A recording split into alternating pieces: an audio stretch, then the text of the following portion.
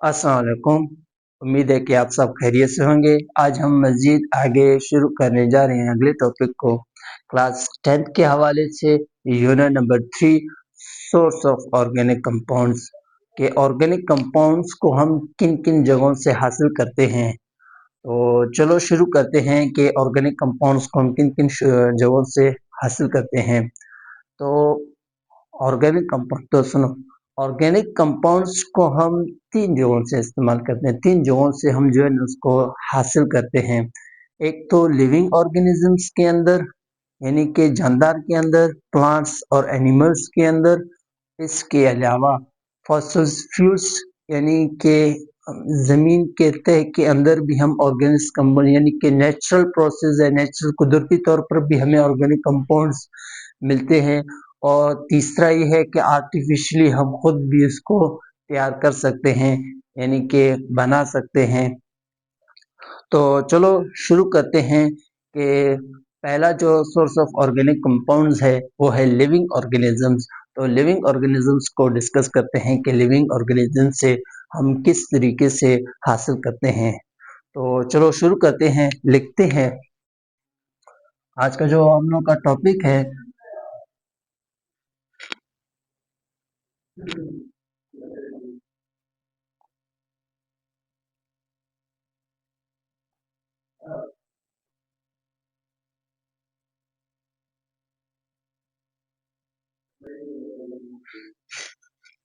Source of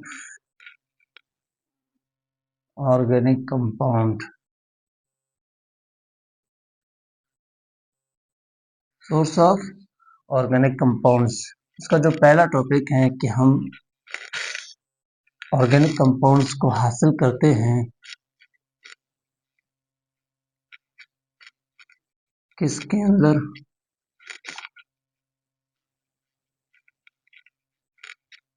living organism के अंदर,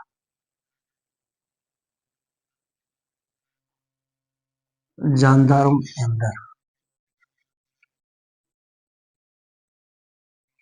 इसका पहला सोर्स है। तो शुरू करते हैं, लिखते हैं। ऑर्गेनिक कंपाउंड्स का जो पहला पॉइंट है, ऑर्गेनिक कंपाउंड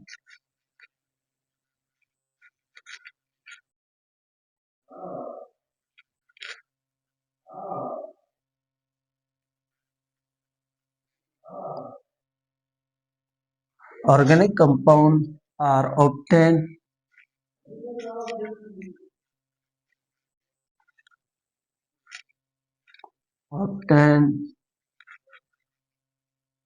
from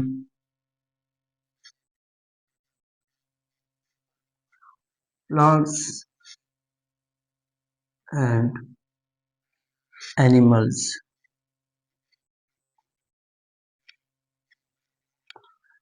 एनिमल्स यानी कि ऑर्गेनिक कंपाउंड्स को हम हासिल करते हैं किसके अंदर, from plants and animals.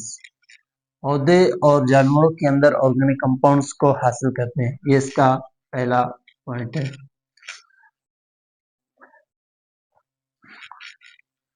Plants,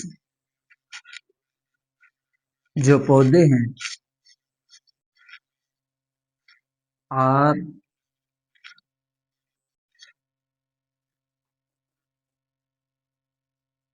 major source of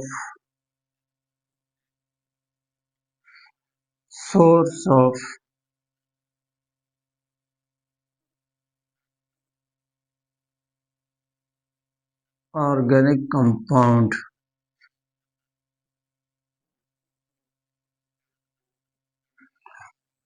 यानी कि प्लांट्स, पौधे major source of organic compounds, यानी कि बड़ा जखीरा है, यानी कि जिस जगह पे हम हासिल करते हैं प्लांट्स के अंदर, जो बड़ा जखीरा के पौधों के अंदर, प्लांट्स के अंदर हम यानी कि ऑर्गेनिक कंपाउंड्स को हासिल करते हैं। बिकॉज, क्योंकि क्योंकि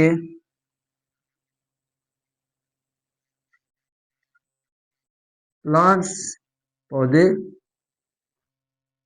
प्रिपेयर्ड पौधे बनाते हैं।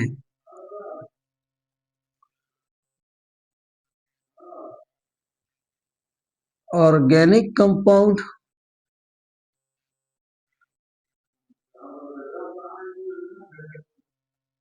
ऑर्गेनिक कंपाउंड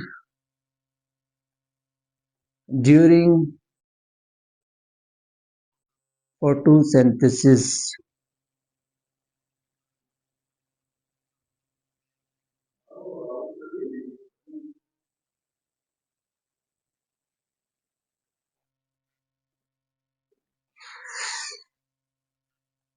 ऑर्गेनिक कंपाउंड्स यानी कि क्योंकि जो प्लांट्स हैं यानी कि बनाते हैं ऑर्गेनिक कंपाउंड्स को किस तरीके से, ड्यूरिंग दौरान फोटोसिंथेसिस प्रोसेस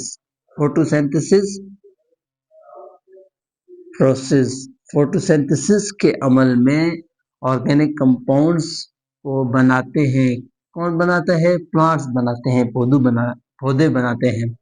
तो प्लांट्स के भी यानी फोटोसिंथेसिस के भी दो टाइप्स हैं दो टाइप्स हैं यानी कि फोटोसिंथेसिस भी दो अमल से होता है।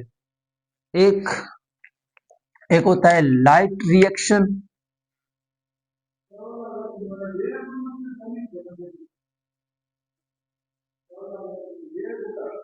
लाइट रिएक्शन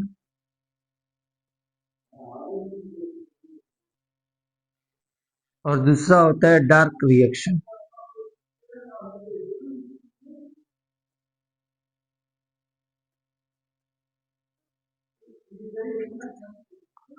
इन दोनों के अमल से, ये दोनों क्या है, इसके फोटोसिंथेसिस के प्रोसेस हैं। दो टाइप्स हैं इसके। अभी डार्क रिएक्शन क्या है, लाइट रिएक्शन क्या है, इसके लिए मैं अलग सा एक टॉपिक बनाऊंगा, एक वीडियो बनाऊंगा।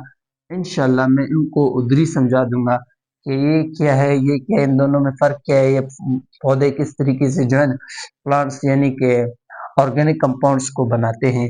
बस आप फिलहाल ये याद कर लें कि फोटोसिंथेसिस के अमल में कार्बन डाइऑक्साइड एक गैस है, जब पानी के साथ रिएक्शन करता है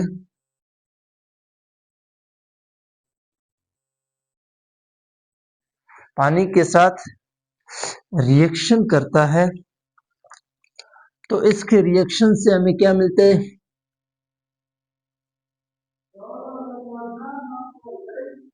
ग्लूकोज मिलता है, C6H12 और C6 ग्लूकोज मिलता है।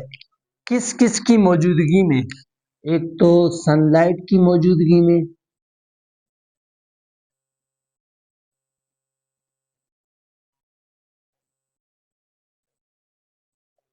सनलाइट की मौजूदगी में और जो पौधों के अंदर जो ग्रीन कलर है उस कलर को यानी कि ग्रीन किस वजह से है? वो क्लोरोफिल की वजह से है।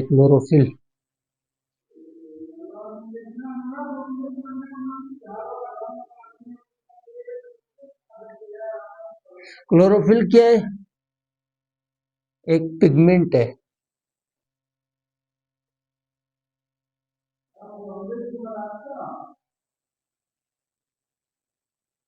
क्या है?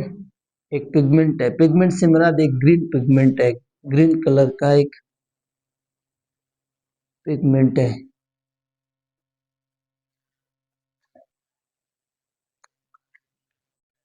अभी हमें पता है कि चलो सही है, जो कार्बन डाइऑक्साइड रिएक्शन करता है वाटर के साथ तो ग्लूकोज बन जाता है। अभी ग्लूकोज एक यानी कि खुराक है, तो ये ग्लूकोज तो स्टोर नहीं हो सकता है। ग्लूकोज एक मोनोसिक्राइड है,